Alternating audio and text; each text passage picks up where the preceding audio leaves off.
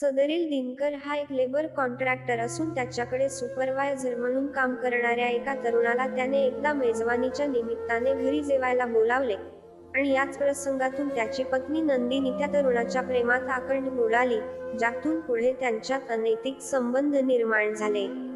अशा अनैतिक प्रेमसंबंधांमधून निर्माण होणाऱ्या विचित्र आणि धक्कादायक घटनांचे हे एक ठळक उदाहरण सांगलीतील पिता पुत्र चौकात 4 एप्रिल रोजी घडले.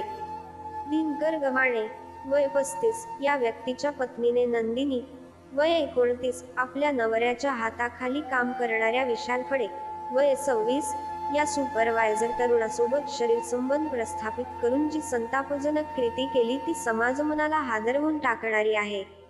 दिनकर हा प्रीतमपुरा भागातील एका भाड्याच्या घरात राहत होता आणि त्याच्या पत्नीचे विशाल सोबत विवाहबाह्य संबंध होते, जे दिनकर सतत विशालला घरी आणत असल्यानं निर्माण झाले.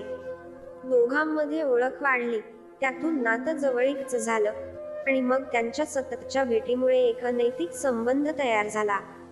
दिनकरला दारूचे अतिप्रचंड व्यसन होते आणि शेजाऱ्यांचं म्हणणं आहे की तो सतत नशेच्या अवस्थेत राहत असे. याच गोष्टीचा गैरफायदा घेत नंदिनी रात्री अपरात्री विशालला घरी बोलावून शरीरसंबंध ठेवायला भाग पाडायची आणि ती त्याच्यावर पूर्णपणे फिदा झाली होती. मात्र 4 एप्रिल रोजी नंदिनीने आपल्या नवऱ्याबरोबर जे केले ते थरकाप उडवणारे होते. त्या दिवशी विशालचा वाढदिवस होता आणि नंदिनीने त्याच्यावर असा आग्रह केला की तो वाढदिवस तिच्यासोबतच साजरा करावा आणि तिच्या घरीच रात्र घालवावी. विशाल साशंक होता, कारण दिनकर जर मध्येच जागा झाला तर वाद होईल, पण नंदिनीने त्याला दिलासा दिला की दिनकर दारूच्या नशेत असतो आणि ती त्याला झोपेच्या गोळ्या देऊन अचेत करत असते. पोलिसांनी जेव्हा नंदिनीला विचारले तेव्हा तिने कबूल केले की त्या रात्री तिने दिनकरला झोपेच्या गोळ्या दिल्या आणि विशालला घरी बोलावले. त्यावेळी दिनकर मुख्य खोलीत झोपलेला होता आणि ती व विशाल किचनमध्ये होते. पहाटे 4च्या सुमारास दिनकर अचानक उठला, पाणी प्यायला म्हणून, आणि त्याने दोघांना आक्षेपार्ह अवस्थेत पाहिले. संतापून तो आरडाओरडा करायला लागला आणि विशालला काही न करता थेट नंदिनीचा गळा दाबायला लागला. त्याच्या ओरडण्यामुळे शेजारी जागे झाले होते, पण त्यांनी हे त्यांचं कौटुंबिक प्रकरण समजून दुर्लक्ष केलं. दरम्यान घाबरलेल्या विशालने इस्रायली बनावटीचा झारा उचलून दिनकरच्या डोक्यात जोरात घातला, ज्यामुळे दिनकर जागेवरच मरण पावला. नंदिनीला वाटत होते की हा प्रकार कुणालाही समजणार नाही, पण त्या रात्री घरातून झालेल्या गोंधळामुळे काही शेजाऱ्यांनी साक्ष दिली की त्यांनी रात्री वादाचे आवाज ऐकले होते.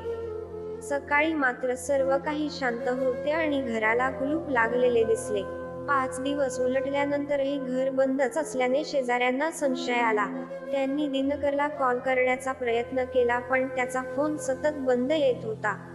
त्याच वेळी त्या घरातून एक दुर्गंधीयुक्त वास यायला लागला आणि नंतर समजले की तो वास मृत दिनकरच्या शरीराचा होता. दिनकरच्या एका मित्राला त्या रात्रीच्या वादानंतर घरात अचानक निर्माण झालेली शांतता संशयास्पद वाटली आणि त्यातूनच हा सर्व प्रकार उघडकीस आला. प्रेमाच्या आड आलेल्या वासनेने अखेर एक निष्पाप जीव घेतला, नातं उद्ध्वस्त झालं आणि शेवटी उरली ती केवळ शांततेत दडलेली हत्या.